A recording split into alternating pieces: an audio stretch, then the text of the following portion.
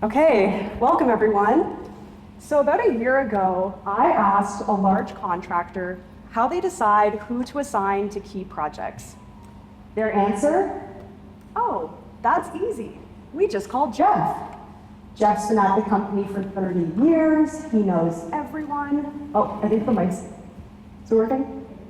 He knows everyone. He knows what projects people have worked on. He knows who works well together, who has the best relationship with each client. He just knows. And this is not that unusual of a story. In fact, I'd say this is actually fairly common. A lot of the information, key information about your employees, often lives in people's heads. It's essentially this workforce database that is stuck in people's memories based on the context that they have about their team. I'll just pause for 1 second and see if the mic is working. Is this better? Yep. How's this? Okay. And That's not funny. all good. Test, test, test. Working out? Testing? Okay. Did you catch that first bit? Yeah. Okay. A lot of this workforce information lives in people's memories based on all of the projects that they've planned in the past. But what happens when that person with all of the information isn't in the room? When they're not available, when they retire, all of that information is not accessible. Now add to this the rapid advancement of AI, and this is an even more magnified challenge. Because in order for AI to add value, you need data. Structured, connected, accessible data. And when that's living in somebody's head, you can't leverage the power of technology that is transforming every industry around us. And Alan actually said something very similar to this last night. The irony, I would say, in all of this is that there's so much talk about the technology, about AI, but really, I believe it comes down to the people. The competitive advantage that contractors have is always going to be around the people and how they place those people forward on projects. AI is really just there to support that initiative. So I do think that people are the stars of the show, and that is not going to change. So as much as we're going to talk about technology, it really does come down to those team members. Test this one. So welcome everyone, my name is Lauren Lake, and I am the co-founder of a company called Bridgit. We build workforce planning solutions specifically for contractors, and we are a Canadian company. I'm here from Vancouver, Canada. My colleague Emily is here from Ottawa. And while we're based in Canada, most of our work, since we launched our product 6 years ago, has been focused on the American market. Although 2 years ago, we started expanding our business into Australia and have had great success there, which prompted about a year ago to start expanding into the European market and the UK. And specifically, we've been really focused on the Irish market because there is so much business happening here and so much construction volume. So really happy to be here today and to be making more connections in the Irish market. Today we're going to talk about people and AI and how we're hearing contractors really rethink their workforce strategies in order to leverage the technology that is changing around us. We are going to cover 3 main things. We'll talk about traditional workforce planning. What does that typically look like for a construction company and what are the challenges? We'll talk a little bit about how companies are thinking about high-performing teams. How do you actually put the right blend of people together? And we'll talk about AI and where that all fits in. So first, let's rewind the clock back to 2018 when we first heard about this challenge of workforce planning. And it was actually a large contractor called Alvarisi in the US who brought up this problem. And this is essentially what they showed us. It was a spreadsheet of all of their people and all of their projects, and they talked about this process of trying to figure out who was going where, who was available next, who could take on another project, where did these people live, what experience did they have, and trying to match all of these pieces together.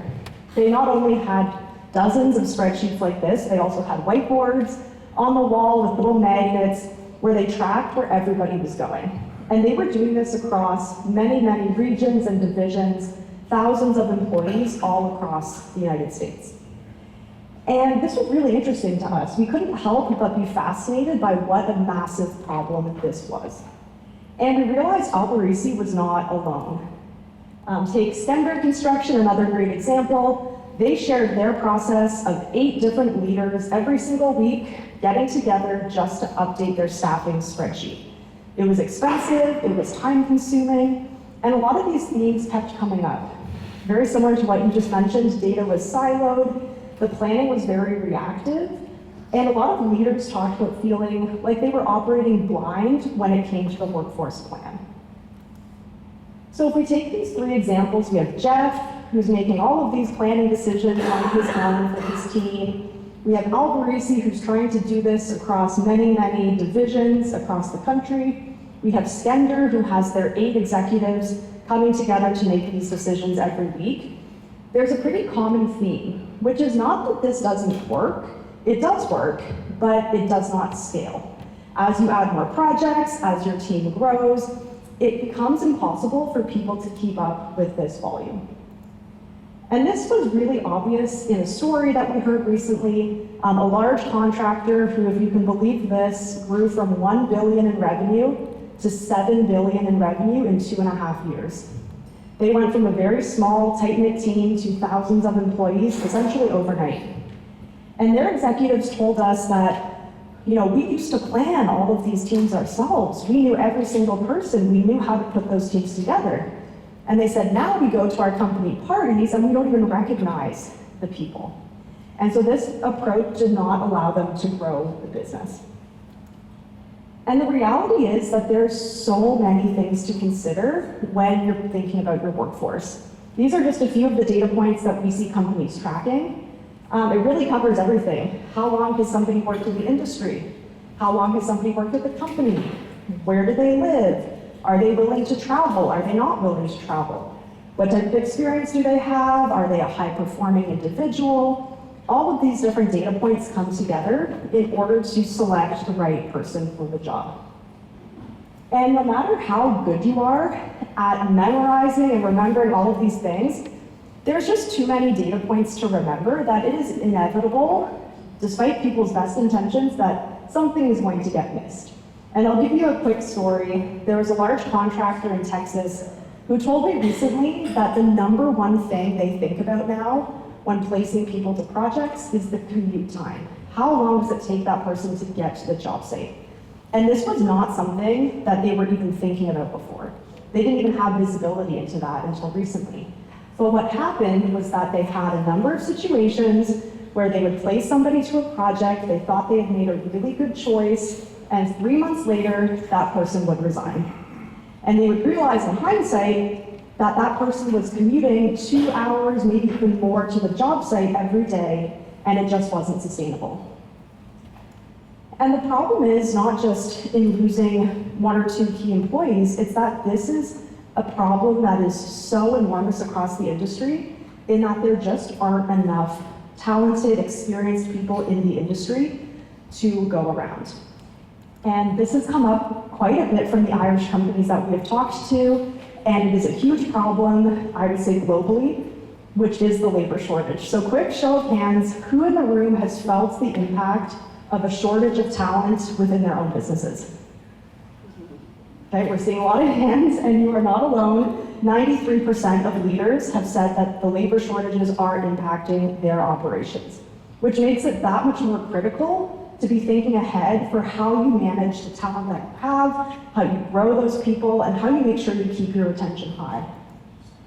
So I'm going to try something, and we're going to cross our fingers that we have the technology working. If you can pull out your phone and scan this QR code, we're going to do a bit of a live poll as we go through this. So just see if that works. Does everyone get the QR code? It will show up again on the next screen if you miss it. And we're going to do a little bit of technical magic and see if we can flip it over to the other screen. Okay. If everyone can answer this first question, what do you currently use in your company for managing the workforce? Is it Excel? Is it a workforce planning software? Is it a homegrown tool, a whiteboard? Okay, we're seeing a lot of Excel, some workforce planning software. Okay, great. Oh, more workforce planning software coming in. Thank you, and you can keep answering. There'll be a couple more questions that come up as well. But regardless of how you're managing your teams, whether it's Excel, whether it's a software, one thing that we've learned is that what contractors are really after is the ability to build high-performing teams. How do they get the right blend of people together to make the project as successful as possible? And in order to do this, it goes way beyond just asking who is available next. A lot of workforce planning processes or software really focus on just capacity planning. How many people do I have coming available versus how many people do I need? And for anyone who's done this work before, you know it's a lot more nuanced and complicated than that. Let's say you have 20 people that are going to be available next month, and you need 20 people for a data center project. On paper, that looks pretty good. You have the right number of people. But what if you start digging into those 20 individuals and you realize, you look at their resume, you look at their work history, you realize only one of them has ever worked on a data center before. You don't really have 20 people available. You have shrunk that pool down to essentially one person that fits the criteria. And that's the problem with looking solely at a capacity-based approach. It misses this larger picture of really understanding who is the right team to put forward. And this doesn't just impact how contractors plan their active awarded work, it also impacts how they think about tendering. How do they think about that unsecured work? What projects should they be going after next based on who they have available, and are they going to have the right people to actually make those projects profitable and successful? We heard a couple stories, and I'm sure everyone in the room has their own version of this story, I think everyone does, of what happens when you're missing this information. So one VP that I talked to recently said he didn't tender a project because it was a large hospital project, and he said, oh, I don't think we have anyone on our team that has hospital experience. And then of course, 2 weeks later, somebody knocks on his door and says, do you realize that I worked on a hospital just like that one at my old company? I could have led that project. And he was kicking himself saying, if I'd only known, we would have approached that differently. And I'm sure people have their own version, I feel like everyone does, of what happens when that is missed. And it really does matter. When we look at leaders across the industry, they do agree that the composition of the project team is correlated with a positive project outcome. And so people ask, well, what are companies thinking about when they think about building a high-performing team? There's lots of different factors. I would say some of the main things that come up are tenure, team dynamics, and relevant project experience. And I'll give you a quick story that really highlights the importance of tenure.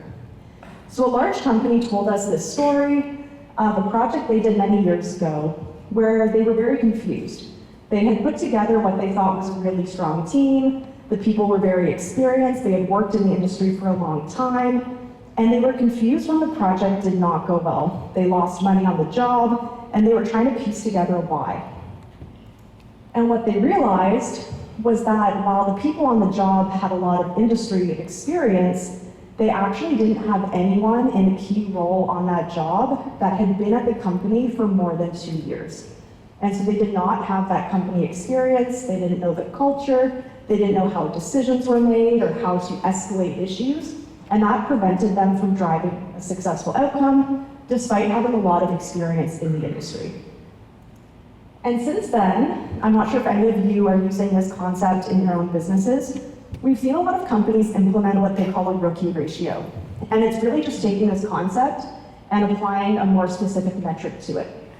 So it's essentially looking at how many rookies, some companies define that as less than 2 years of tenure, some people define that as less than 1 year at the company, but how many rookies do I have on a job in comparison to non-rookies or veterans on the job?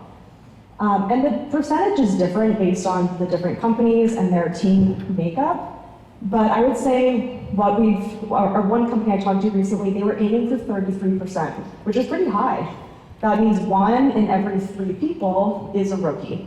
But they're really being strategic about making sure the rookies are getting the right exposure, they're being placed to jobs that are going to give them the experience to become a leader at the company in the future. And Keaton at Frampton Construction really summed this up well, saying, the right mix of experience, capability, and capacity is what drives outcomes. So we're gonna go back to another question. You can pull up the question on your phone. I'm curious, if we put the question back to the audience, what matters most to you when you're thinking about a team on a project? Assuming you have a bunch of people available, what are the factors or what's the number one factor that you would think about? And when it shows up, I think you'll see a couple different options. Experience in the market sector. Oh, we already have some answers, perfect. Certifications, team dynamics, client experience, and we're seeing a pretty good mix.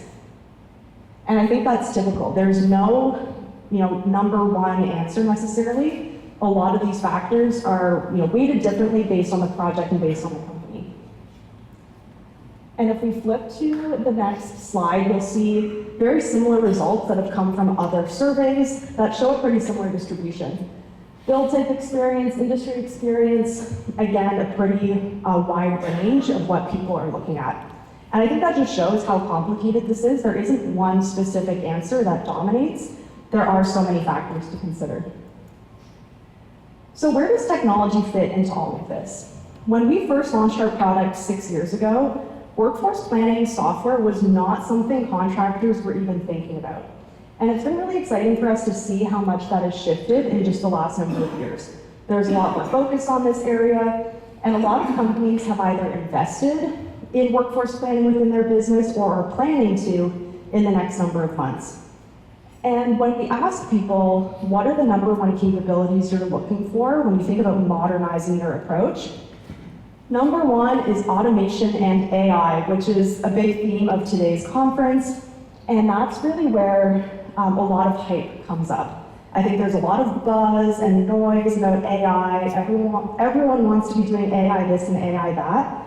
And not every problem is suited to the power of AI.